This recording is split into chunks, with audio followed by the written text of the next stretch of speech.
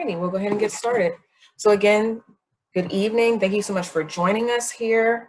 My name is Chantel Smith. I'm the Recruiting and Programming Coordinator for the Honors College. Today I'm joined by Dr. Jenny Lang, who's the Associate Director of the Honors College for Admissions and Recruitment, Oscar Vilas, the Graduate Assistant for Recruitment and Programming, and a number of our current Honors College students who are also our Honors Ambassadors team. So I'll go ahead and turn the mic over to them to let them introduce themselves, and then we'll go ahead and get started with this Q&A student panel. Jackie, you can go ahead and get started first. Hi guys, my name is Jackie. I am from the Integrated Sciences LLP. I'm from Frederick, Maryland, and my major is physiology and neurobiology and women's studies. Nice, thank you. Sophia? Hi everyone, my name is Sophia. I'm a sophomore in University Honors. I'm from Maryland too. I'm a public health science major on a pre-dental track. And I'm involved with a job of broadcasting and production for Maryland Athletics, Terpthon, Guide Dog Foundation, and stuff like that.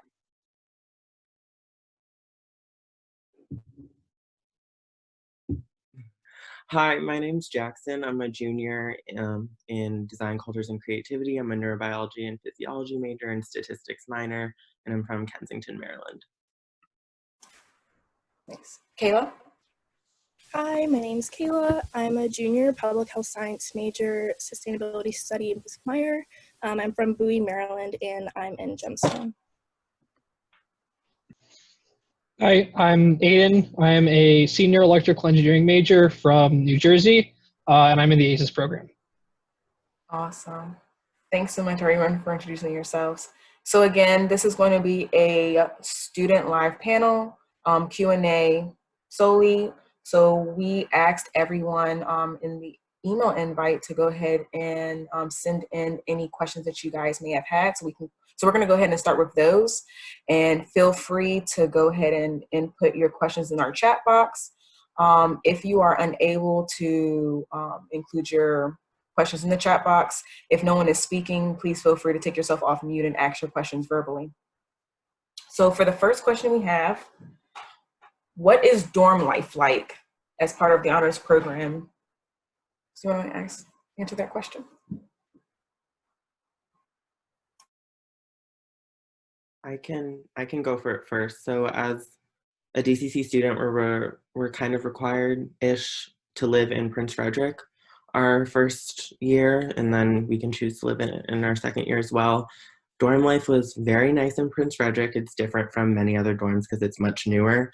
But beyond the amenities, it was very nice living with your cohort. DCC's roughly 60 to 70 kids. So you really are like forced to spend a lot of time together in the best of ways, and you take all of your classes in that building. So dorm life was a very good experience from my perspective, freshman and sophomore year. So I lived in Hagerstown, which is one of the older dorms, so it's on the opposite end of Prince Frederick, and we didn't have AC, which is one of the big things about that building.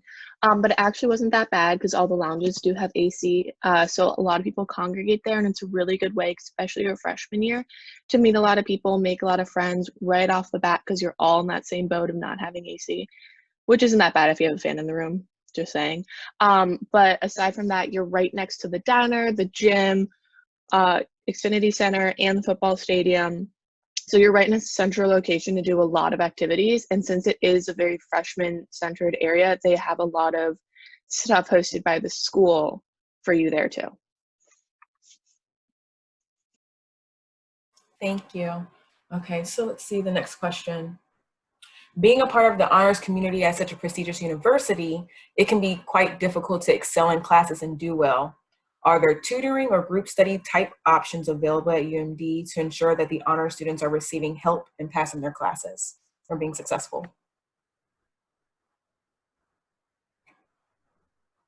So go ahead, Jackie. Oh yeah, I can go. I would say that there are a lot of resources on campus for tutoring. I know that OMSI has a really good tutoring service. It's the Office of Multi-Ethnic Student Education, I think that's what it stands for. They have really great tutoring services. As a STEM major, I know that there are really great tutoring services for chemistry courses because those are pretty difficult, as well as for math. So, and then there's also the Writing Center for English courses if you need help with like your essay or something like that. I would also say that being a part of an LLP, especially for places like ACES or Gemstone or ILS, where people tend to have similar majors, you also end up developing your own study groups that provide the opportunity for you to really excel in your studies, because personally, I find that working in a group and being able to like bounce off study ideas with other people is really helpful.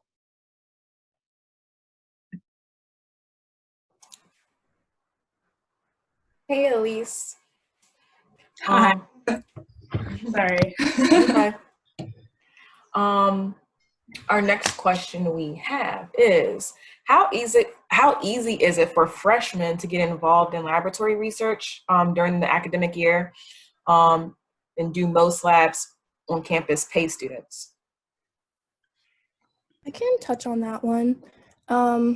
I was not involved in research the first semester of my freshman year, but the second semester of my freshman year, I got involved in a lab.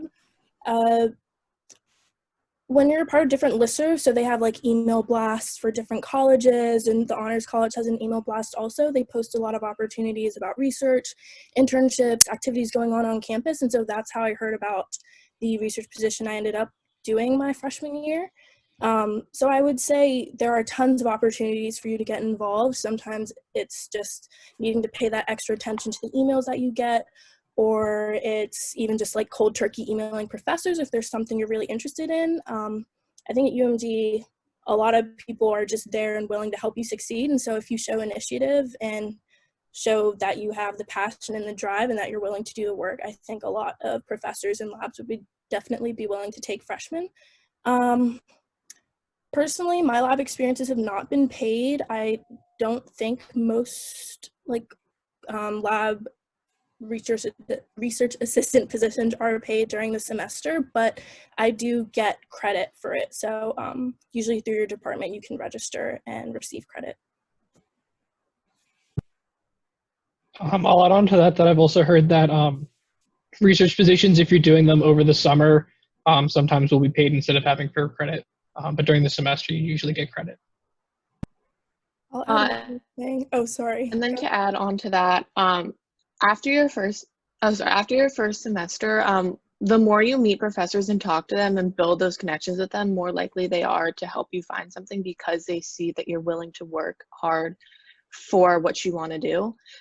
So waiting a bit might work out to your benefit if the listservs don't work out. Go ahead, Kayla. Did you want to add anything? Oh yeah, I was just gonna say, adding on to what Aiden said about summer stuff.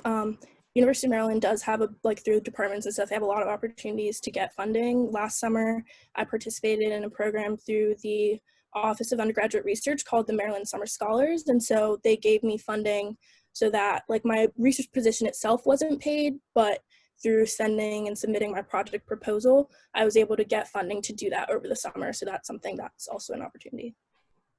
Awesome. Thanks, guys. Next question we have. If I'm in university honors, am I allowed to request a non-honors roommate if she's tied to if she is not tied, or if they're not tied to any specific program?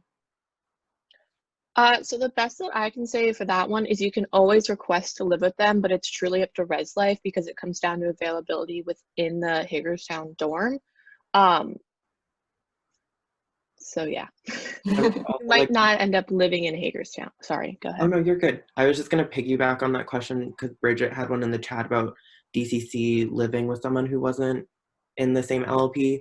It has happened that maybe a DCC person lives with someone in ACES, but that's just because their floor is right above and sometimes there's spillover. It's not as common, but again, you can always try, but it is ultimately up to the LLP directors and Res Life. Thank you, guys. This next question is pertaining to two specific majors, but I'm just going to generalize it because it's probably more helpful that way. For students that are considering double majoring while participating in the honors college, what advice would you give them? One, as far as, is it doable? Do you find that it's makes it super difficult for you to have a life outside of school? And as far as internship opportunities, do you find that that it's easy to find them? You have those opportunities with the UMD? So I would say that as far as double majoring goes, it's actually pretty easy to do. Of course, it's going to be, more to your workload than a single major might be, but it's pretty easy to do.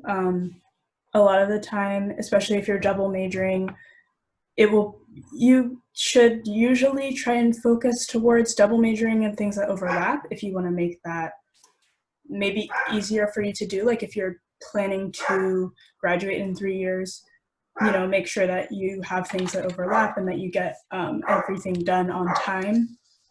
But in general, I haven't really had an issue with it. I have a double major and 2 majors that are outside, that are not in the same school.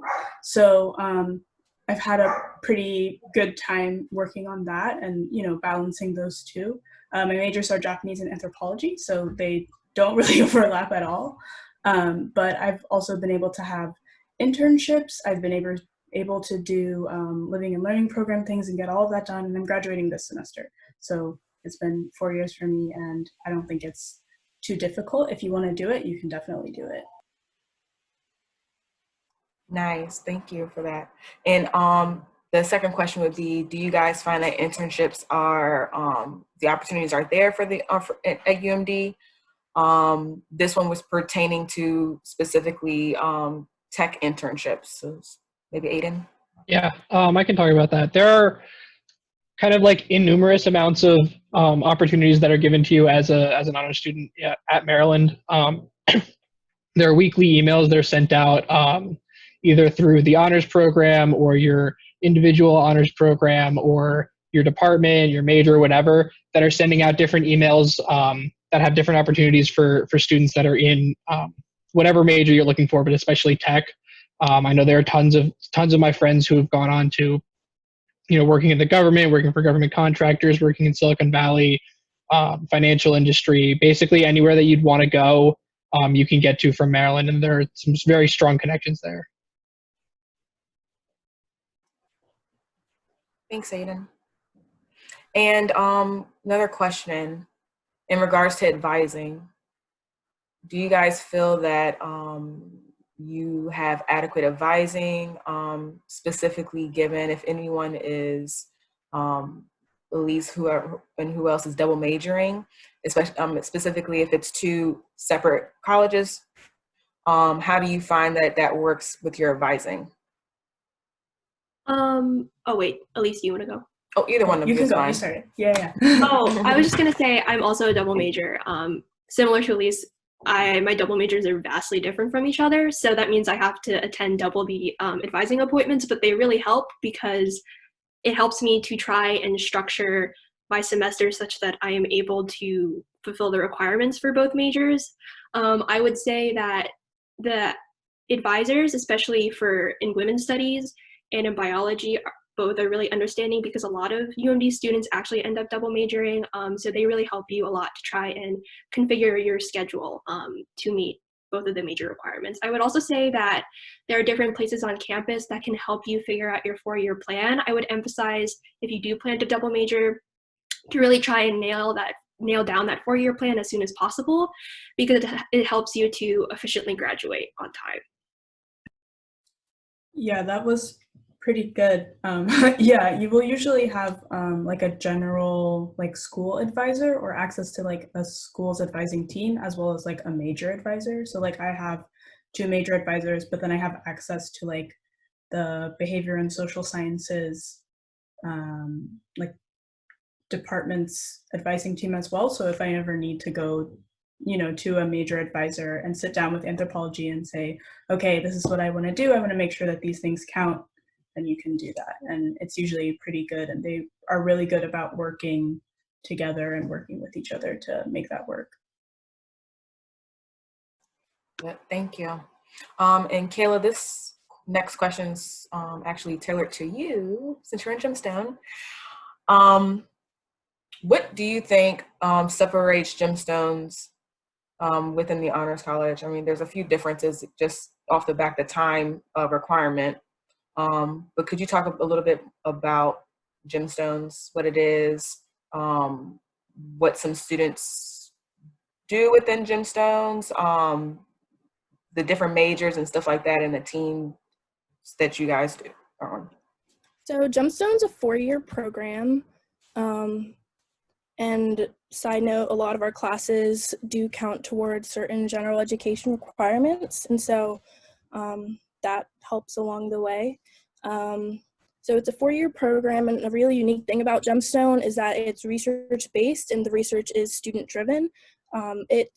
It gives us an opportunity to be involved in the research process, from ideation to getting approval to finding our own funding, to actually conducting the research. And then senior year, we ultimately defend our thesis in front of a panel of experts and stuff like that. And so that's something that's really unique about it. Within that process, I think Gemstone really works hard to create a community in that we do research, but we do, like, Gemstone students are involved in a lot beyond research. We have a Connect Mentor program, and it matches upper class students with freshman students, and it helps to help them with, I don't know, if they have questions about classes or if they need advice about a certain activity that they're doing. So that's one program we have. We also have the Alumni Mentor and Partner program, and I think that is unique in that we have Gemstone alumni in fields, people that work at NASA, people that are in medical school, people that work with NOAA. So there's people across the board, and us students get to be matched with them as mentors, and it gives us an opportunity to learn from them. I know some of my friends have gotten internships just based on the connections that they built with their mentors or their alumni mentors, so that's something. And then also we have a lot of opportunities to TA and like our classes and stuff like that, which I'm sure goes with like a bunch of other LLPs also. I think I hit on major stuff. Is there anything else I should? No, you spoke a lot. Could you talk about a little bit about the benefits of having the different types of majors within Gemstone? So a lot of people think that it's research based, so you may need to, be interested in research and or be in the STEM field.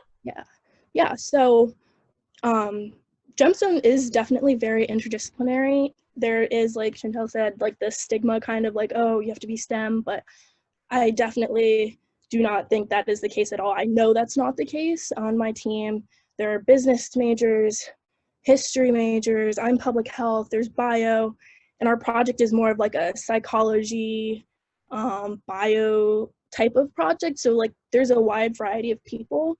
Also, another cool thing is that with Gemstone, students propose the projects. So say you're a women's studies major and you want to do a project looking at, this is actually like based on a team that is in the sophomore cohort, they're looking at menstruation and like stigma surrounding that, and that's their whole project. And that has, that's not really STEM based, that's more of a humanities type of thing. And so like different majors bring so much diversity and creativity and new ideas to what the projects can be, and I think they really enrich the Gemstone experience. Sorry.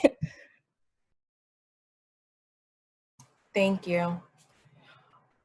So the next question is, and I'm starting to ask questions within the chat room now. If your question hasn't been answered by either verbally or in the chat room, feel free to just write it in again or take yourself on mute and ask it if no one's speaking. But the next one I see that hasn't been answered yet is how common are co-ops or cooperative educational programs within the Honors College or at UMD? I can talk about that. I think it depends a lot on your program. So there are certain programs where courses are only offered in a certain sequence. Like I know for ACES, we have a foundational sequence where you take, one course your first semester, another course your second semester, another course your third semester. So if you're talking about like kind of a co-op where you would be leaving for a semester, that may cause issues with the honors program you're in just because you'd be leaving for a semester where you might have a required course that you could have to take. It also depends on when you're going to do your co-op. Like if you're going to do your co-op in your junior, senior year, it'll be less likely that you'll kind of have this conflicting course. But there's also opportunities to work during the semester. So I spent last fall working part-time, doing an internship with a security research group. And so there are opportunities there as well. Thanks, Aiden. Next question, just kind of on that same kind of topic. How difficult do you think it is to participate in study abroad programs or experiences? And what opportunities are there to earn credits and or grants while abroad? So, study abroad programs are actually pretty easy to work into your schedule as long as you know what you want to do. Somebody mentioned earlier that you should really have a 4-year plan nailed down, especially if you are a double major. And this is definitely true, even if you are just a single major who wants to study abroad at all. So we have a number of different programs that you can do. You can go for as long as a year and as short as a break. So I think the shortest study abroad programs are about a week or 2 weeks long over spring break. But it's up to you and what your schedule allows you to do and what you are really looking to do and where you would like to go. It's not difficult to do it if you want to do it. If it is something that you really, really want to do, you can definitely work it in, and it's not going to be too much work. A lot of the times, I know specifically Honors Humanities has their own study abroad program that they're working on putting together for next summer. And you can also work in a study abroad experience as part of the program. So you can use credits from that experience to count towards your citation for Honors Humanities. I don't know about the other programs, so I will give them a chance to speak on that if they do have. But as far as I know, it's pretty easy to work it in, and any scholarships that you get from the university will count towards that study abroad experience. So if you have a Banneker Key scholarship, that will count straight towards your study abroad exchange to Maryland In program, even towards, I believe it will even count towards fees for a affiliate program if that's something you want to do. But you can definitely look more into the education abroad at UMD, and they can give you like a lot more information on that. Does anyone else have anything to add to that one? Okay. Oh, go ahead, Sophie. Okay, I was just going to say, so for pre-med, it can be, pre-health, it can be a little difficult to figure out study abroad, but we do have an advising office on campus that if you really want to do it, they'll work with you to kind of create a plan so that you can go on a trip abroad. But a lot of them do recommend those spring break trips or those winter break trips, as it doesn't interfere with your 4-year plan and the courses offered at UMD. And they're really good opportunities for people who only want to go away for a short period of time, if they're unsure for the whole semester and still want to graduate in 4 years with no problems whatsoever. Thank you. And I think we already touched on this briefly in regards to the internship opportunities and research opportunities. But do you find that being in the Honors College gives you any type of benefits or advantages when it comes to those internships / research opportunities? So are there any exclusive ones that you may have not have heard of if you weren't in the Honors College, or can you speak on that? I think one of the best things about being in the Honors College is the way they communicate with you about a lot of opportunities. So we have a listserv that's ongoing that is sent out every day with scholarship opportunities, research opportunities, etc. And that is how I found my research opportunity on campus. I work in a lab in the School of Public Health, and I'll continue that into Max's question about how effective are the internships or research. I'd say for the most part, everyone has a very effective internship, and in general, I think you should take almost as many internship opportunities as possible. So even if you don't like it, that's a learning experience, and you can move from that and say, oh, I actually don't want to do that. But I think the Honors College in general, they give you a listserv, which is really helpful, as well as you'll have faculty and other people who will write your recommendations. They will link you up with other researchers. So I think it allows you to be connected in a way that maybe some other students aren't. Yeah, so I'll add on to that. I think the biggest thing that being in the honors college gives you is you have a lot more exposure to either recruiters or professors, people who can give you these opportunities. As a student in the honors program, there are events that are specifically for, having honors students meet professors. There are events for, having honors students go and meet representatives from companies and things like that. So you get a lot more exposure as being part of the honors program than a normal student would get at the university. I would also just add on, like, for the lab that I work in now, which is different than the one from freshman year, I interviewed for that position, and while on that interview, I found out that a Gemstone alumni works or is a grad student in the lab that I was in, and so my interview mentioned, like, oh yeah, she saw like Gemstone on my resume, and she was like, wow, that's like so great. So and so does Gemstone. She's such a great researcher. She knows all this stuff. So I think even beyond just like them telling us stuff, but like our alumni or people involved in the honors college are still on campus, and so sometimes even just seeing honors college gives you a leg up in terms of just like connections, and like they know your program, so then they can also vouch for you.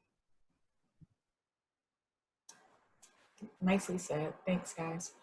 Another question, and I guess it kind of goes back to Kayla, but anyone can answer this if it has to do with a project or one of your capstone projects, maybe. There's a question asking, is it difficult to find funding for, they're saying gemstone projects, but I guess student projects, student-based research projects, if you need funding for it?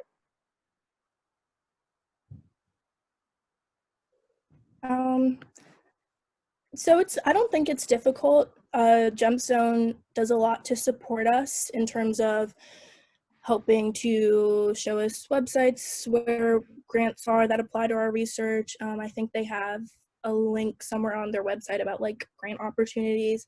There's also the, sorry, I'm really blanking. There's a crowdfunding, Launch UMD.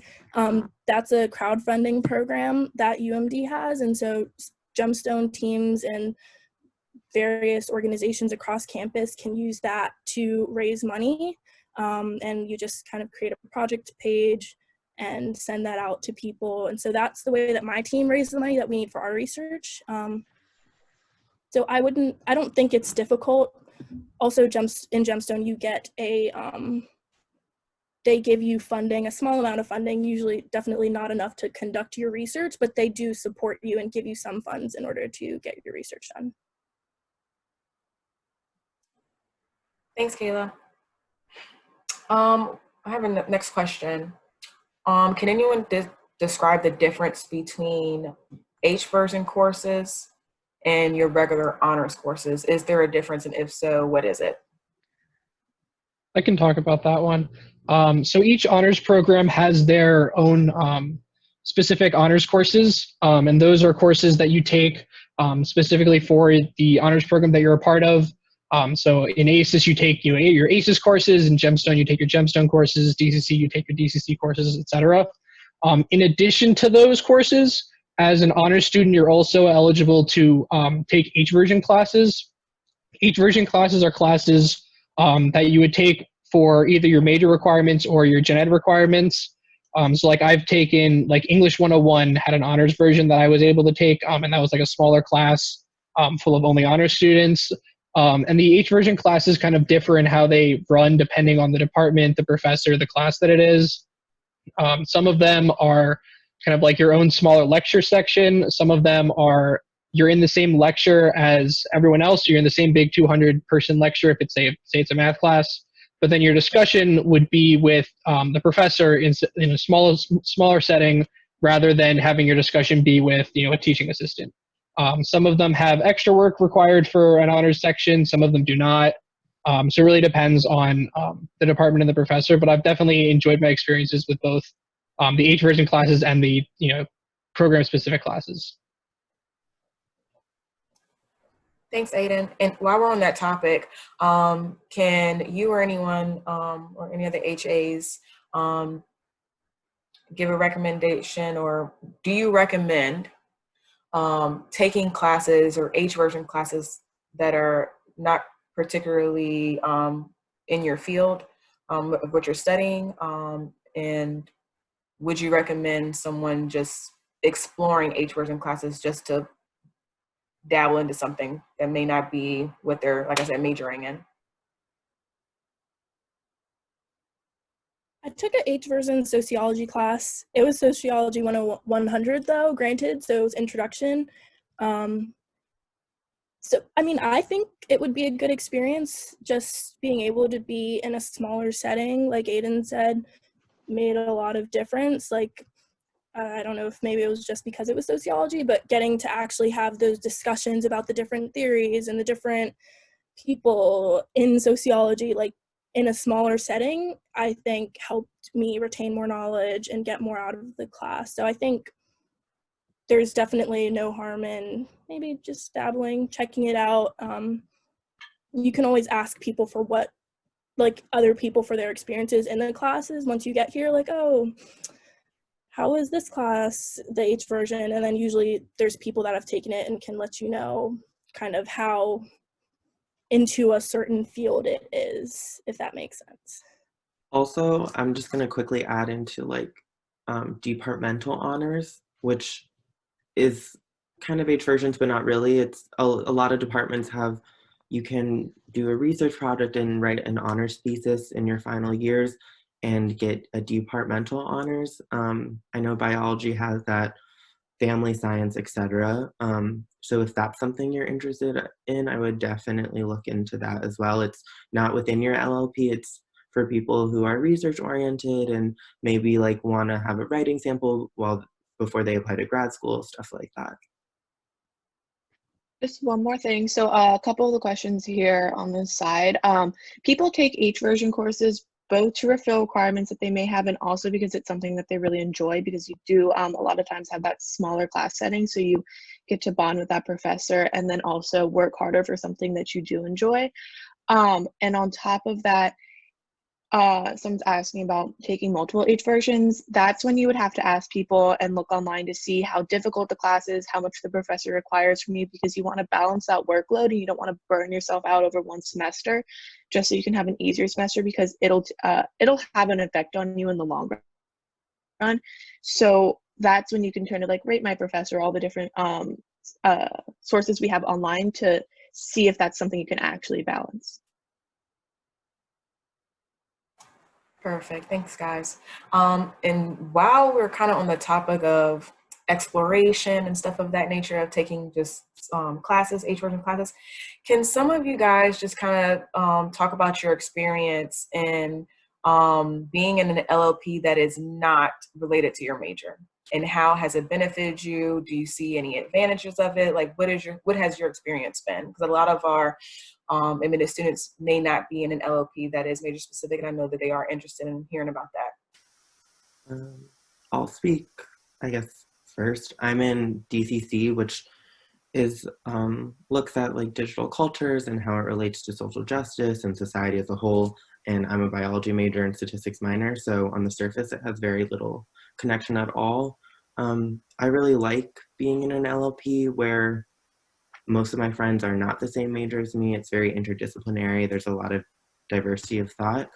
I think it allowed me to take courses and talk with people that I probably normally wouldn't have talked to if I was just sticking to just my major coursework. And I think it really actually ended up guiding a lot of my path in college and where I want to go in my future career. So I would say it's very rewarding. Even if you're not in an LLP that's different from your major, just taking classes in general or joining organizations, doing internships, research in fields that you might not have thought you were immediately interested in at first.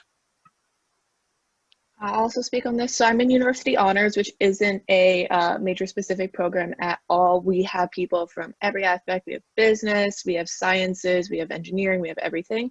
And I think that's one of the reasons a lot of people choose it, that with like the freedom of the program, is that you meet so many different people, you take so many classes not related to your major to fill those gen ed requirements.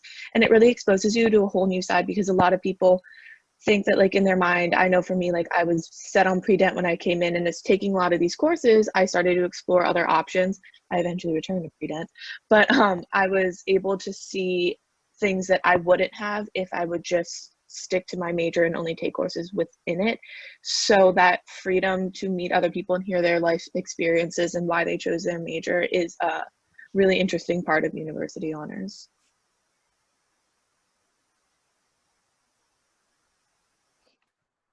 Thanks, guys.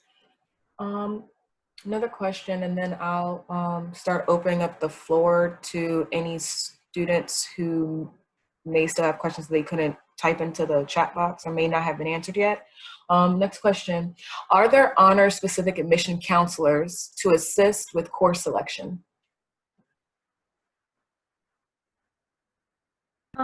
In ILS specifically, there are 3 people who kind of serve as advisors, who basically kind of run the LLP. And I think they're really great in terms of advising for courses as well as kind of future career plans. The co-directors and then also the former director of ILS was really great for students to come to if they really needed to discuss, like, I don't know what I'm doing with my life, can you help me figure out my life? So I would say that like those kinds of people are really good advisors, not only for like your current school life, but also the future. And I would also say that a lot of the time I got advising help not only from like my actual advisors, but also the people around me, because they can tell you like the nitty gritty about which professor you should take and shouldn't take. So I really think the cohort that you have is really instrumental in determining like what kind of courses you'll take for the next semester. Yeah, I'll add on for ACES. The kind of program staff and directors are super helpful for kind of anything academic related. I know our associate director is on faculty with the Department of Computer Science, and so a lot of the computer science students that are in the ACES program actually have her as their academic counselor for their major, so they get to do all of their major advising with her as well, which is super awesome for them to be able to have that kind of closer connection with their academic advisor. And there's like so many opportunities that they give. You know, if you need help in a class, they'll help find you someone either in your program or out of your program that can help you tutor for that class. So it's super great. That sounds really good. Thanks, guys, for answering that question. I know there's probably a few questions that may not have been answered in the chat yet, or some people who may just want to verbally ask. So I'm going to open the floor to those students right now. You can go ahead and take yourself off mute and ask your questions.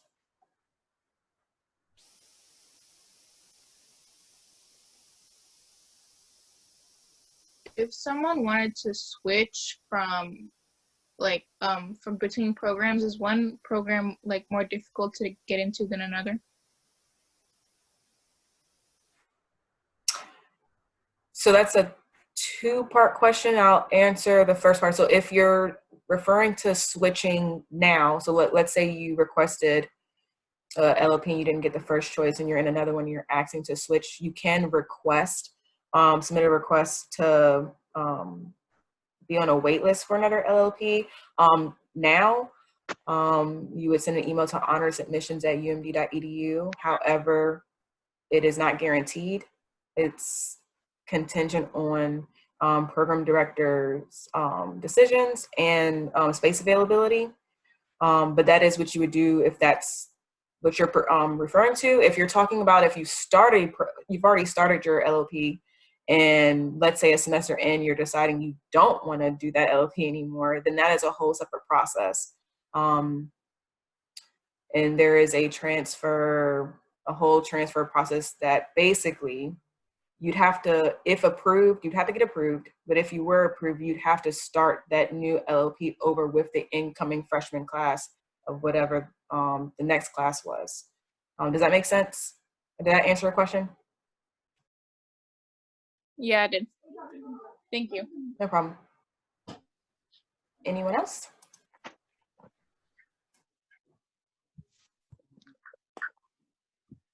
Hi, I have a question, a parent. I'm just curious from the student's perspective, how you felt Maryland has handled this situation, how the online classes are going, and with the possibility of the unknown, because that's all we have, how you would feel about the possibility that the fall could continue this way. I'm curious to hear both from a senior. I think there's one senior here. Congratulations. I'm sorry, Aiden, and whoever else is smiling along. But I'm really curious to hear how, did you feel like it was handled with your best interest at heart? I don't mean health-wise. I mean even like the mental health piece of it, and just to address how that experience has been, having all of your classes switch from being these, live classes to this situation. Yeah. It's been like a lot, like a crazy 2 months, because I also had, an internship that was in person and a lot of other things. I think the university did everything that they could, and they gave us students a lot of time to try and figure it out. We had our spring break extended, and then we've had these online classes and a lot of time to try and adjust. All of my professors have been really, really good about, making sure that we're comfortable with the classes that we're taking and the style that they're taking. Of course, every professor is going to teach a class differently. I have one professor who doesn't like Zoom, so he sends us an audio clip every week and he says, okay, I'm going to talk about this for a little bit. Send me your questions. Here are the readings. Please write me a paper. And so there's some classes that are going to be, professors are still trying to figure it out themselves and they do it at their own pace. And there's other classes where I have one professor who's like a Zoom master, and she uses the breakout rooms all the time, and she has all these different things that she's tried, and she's tried something new every week, and she's really trying to figure out what works best for all of us. And still kind of gives us the same feeling of in-person class. So I think every professor is going to be a little bit different. And if this continues into next semester, I would assume it will only get better, because as people get used to it, as we continue with the summer courses, professors will get more comfortable figuring out how they want to teach a class online and how they want to make it work so that people are comfortable and still feel like they can do the work at home. But I think that the school has done everything that it could, and tried to make us all comfortable, and is doing online graduation for us. So it's a bad situation, but I don't think that it was handled poorly or fumbled at all. I just want to add on to that. A lot of my professors have done pre-recorded lectures, videos of them speaking along with PowerPoints. One of them has gotten an iPad and is writing out notes for chemistry, because that's something you can really do over a PowerPoint. So they're coming up with creative solutions. I'm in part of a research coupled with a class, and they've actually found a way to keep that going so that we can keep doing our research even though we're not physically in the lab, because it is more of a psychology-based research. But I will say, for the time difference, I'm actually in South Korea because my dad's in the Army, and I'm still able to make it work with exams and with assignments. My professors, I explained my situation to them, and they were willing to work with me to make sure I could still submit stuff and still succeed in my classes, even with the 13-hour time difference. So they are really stepping up to the plate, in my opinion, because it's hard for them too, especially with a lot of classes, since I'm a science-based major, being so visual and stuff like that. It is very difficult to have that conveyed online, and I think it's working for me at least. And they are very effective in their communication with updating us on new developments and stuff like that. Could I add on real quick? So I think this all has been a lot. It's been a big shakeup for a lot of students, and I think we'd be kind of fallacious to not say that there have been some bumps. I don't necessarily know if that's on the university's part or not, I think my LLP has personally handled this super well. They have community hours. We set up movie nights. Our associate director has yoga for us. So they really care about our mental health. Even though I'm an alum of the program, they still are invested in my mental health currently during this really like awful time.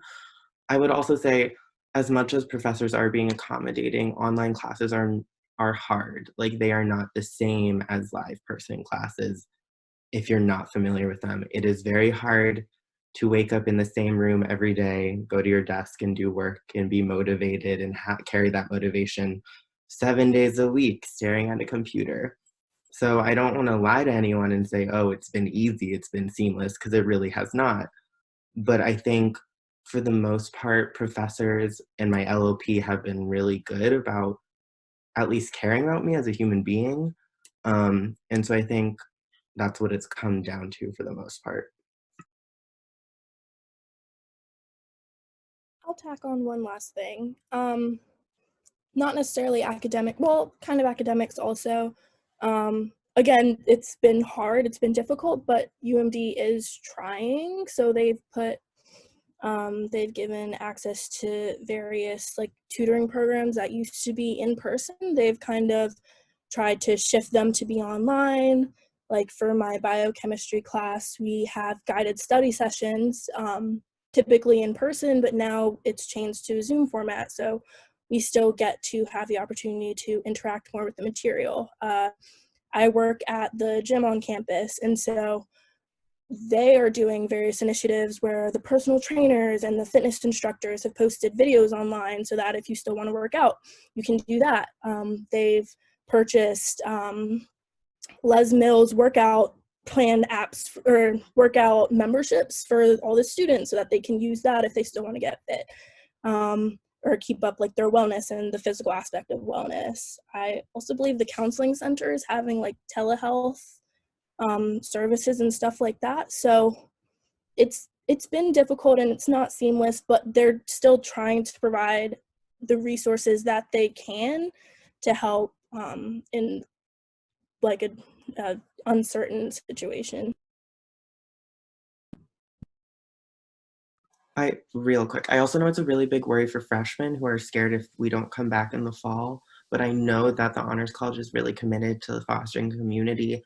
I know the executive director has personally sent like emails and other things to some students to figure out what we could do to cultivate a community and an environment for y'all, even if we aren't here in the fall or if we're online. So Honors College is really looking out for its incoming students, especially during this tough time. That was a really good question and great answers. Thanks, guys. I hope that answered your question.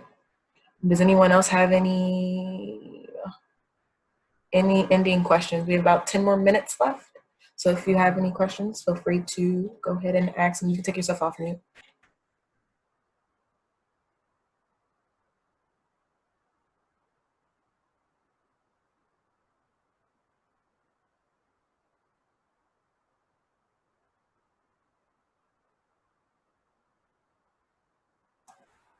All right, so unless we get other questions, I'm gonna go ahead and, oh, go ahead.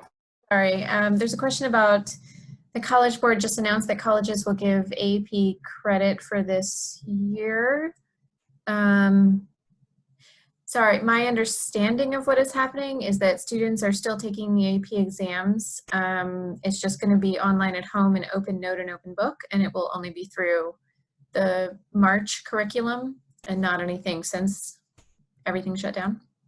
As far as I know, UMD will still be accepting AP credits as usual. If there is any change to that, it will be announced, but at this point, the plan is to accept AP credits as usual.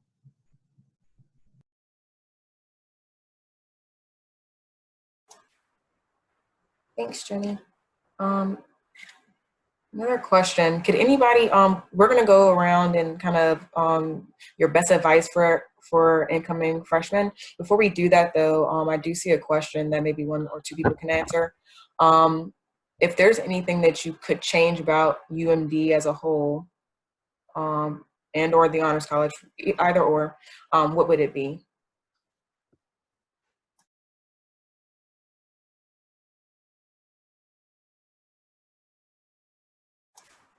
Wait, can you repeat that for a second? I didn't catch. Oh, sure.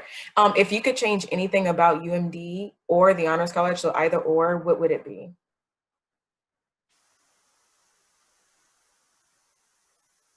This is just a general note about campus. So UMD's campus is huge.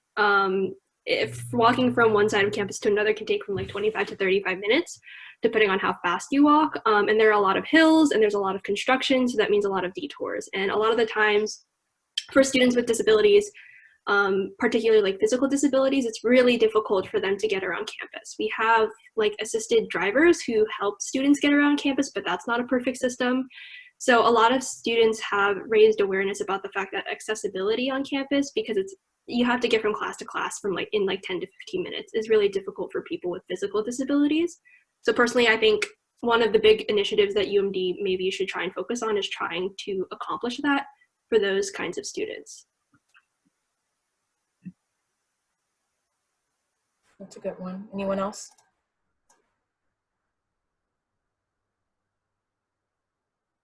I was getting ready to say construction, but that's kind of like it's a good thing while we have the construction. We have a lot of new renovations going on, but like Jackie said, it can be problematic for some students who have to take detours to classes.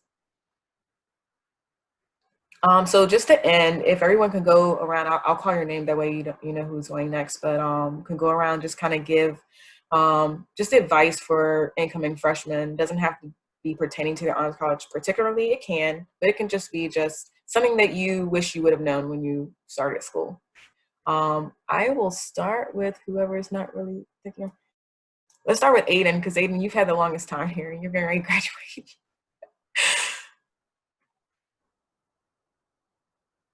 You're muted. You're muted. All right.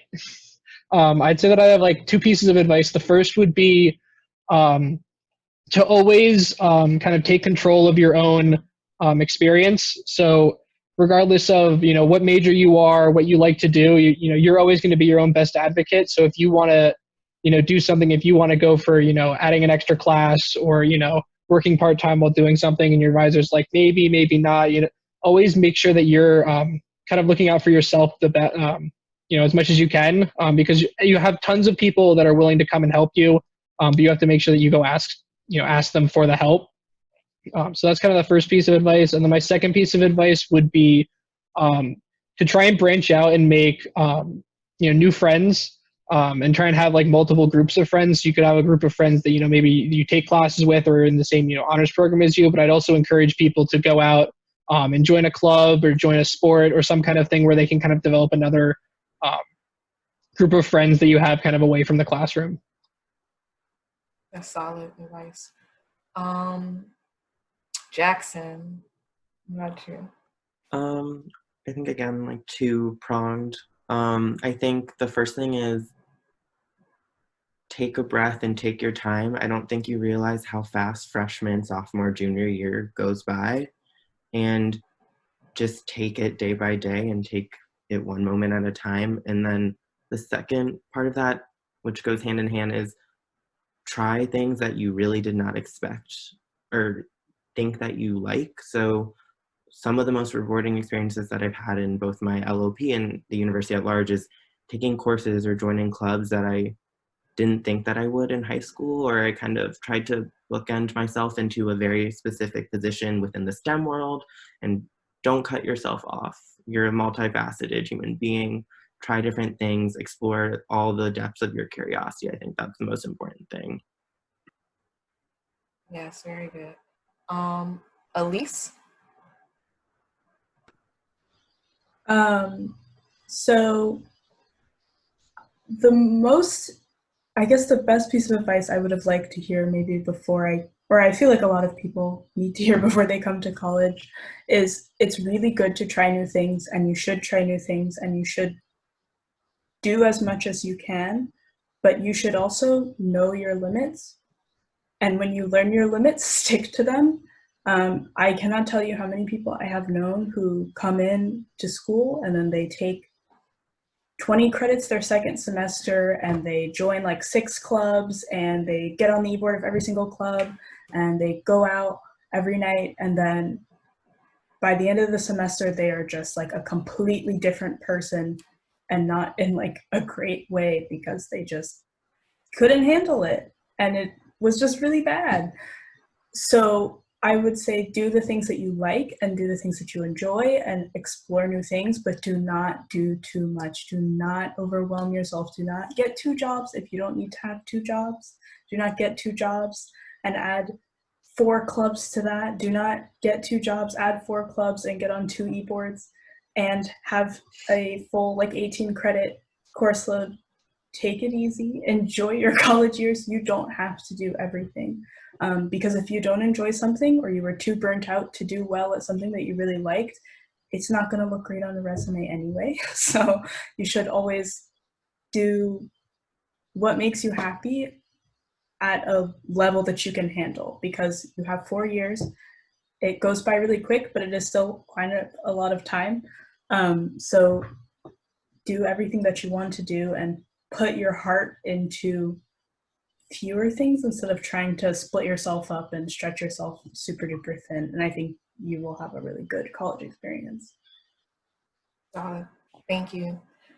Sophia?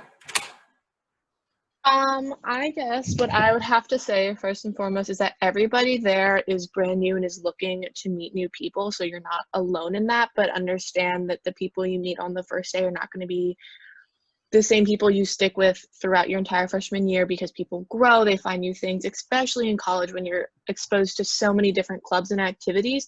Just because you meet someone on the first day doesn't mean that you can't meet new people or that they won't meet new people. So this is your time to grow and you'll find your group of friends. It took me a year to find my group of friends, but now I have them and it's amazing, but it takes time. So don't get discouraged because after the first semester, you feel like you're not totally comfortable on campus. Eventually you'll get to a place where you are. You just have to be prepared for that. And then secondly, the biggest learning curve for me is that college, the way they grade is very different from the way they do in high school. And I know for honor students, we always want to be number one. We always want to be doing the best on our assignments and stuff like that. But you have to understand in college, that's not always going to happen. And it's not something you have to beat yourself up over. It's something that you have to adapt to and change. And I have seen people tear themselves up over, especially first semester grades that they've gotten, which some classes like chemistry will have a curve and you'll end up with an A, but your like raw grade won't show that. So understand that it's going to be different, and for your mental health to know that going in, that it's going to be okay. Very good. Kayla? I think my advice would be that college can be scary. I was definitely very overwhelmed my first semester. I went to a really small high school, not really small, but my graduating class was like 200 people, and then it's like, whoa, 30,000 people here. And so I felt a little bit lost, but something I would say is that there are so many resources. There are so many people that want to help you and want to see you succeed. Within the Gemstone program itself, like I found great mentors in the faculty, people that I can confide in, people that I can go to for help. Within my research lab, the same thing, people that want to help me, that will volunteer information, tell me about opportunities, just ask how I'm doing. And so I think the biggest thing I'd say is that help is there, resources are there as long as you're willing to ask and advocate for yourself. I think like Aiden was saying, like, I think that's really the biggest thing. My first semester, I was, like I said, scared. I didn't really get involved in a lot of stuff. I wasn't really taking advantage of like advising or going and getting help from people. But as soon as I started reaching out to people older than me, reaching out to faculty, going to office hours for professors, my experience changed and it made my college experience so much better. So yeah, ask for help. That's solid. And then last but not least, Jackie. I think one thing that I would have really wanted to tell myself was to allow yourself grace in the process, because I think a lot of us coming in feel the pressure to have everything figured out. At least I did. That like I should figure out what exactly I want to do in college, which clubs I want to join, et cetera, et cetera. And then thief also is the comparison of happiness, because you're seeing other people doing all of these things and you think I have to be as good as them. But not everyone has everything figured out. I don't think anyone has anything figured out. And this is all a learning process. And then I think similarly, approach everything that you do within these 4 years with intention, care, and reflection, because I think it really helps to reflect on why you're doing these things, why you're getting involved in these things, because it will inform how you approach your future and what you do beyond college.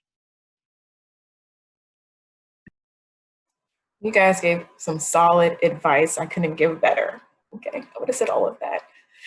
So we've reached our time. I want to give a special thank you to our honors ambassadors for taking time out of your day to answer these questions. Thank you so much, guys. You are awesome. Aiden, congratulations. This is your graduating year, so just say that. Annalise, Annalise, you. you're be gone. Thank you. congrats to both of you. Oh, God. We're going to miss you. Jackson, it's your turn to stand up. Okay. And thank you so much, families and students who are in the chat with us today to listen to us and answer the great questions that you asked. Please feel free to continue to ask us questions via email. Our email address is honorsadmissions@umd.edu. Please feel free to take advantage of the virtual honors hangout that we have. And you should have received a link in your email regarding that so that you can link up with a current honor student for a one-on-one chat. Again, thank you so much. We appreciate you all. We hope to see you in the fall, and we hope that you stay healthy and safe during this time. Thank you all. Have a good night. Bye. The Terps. Bye.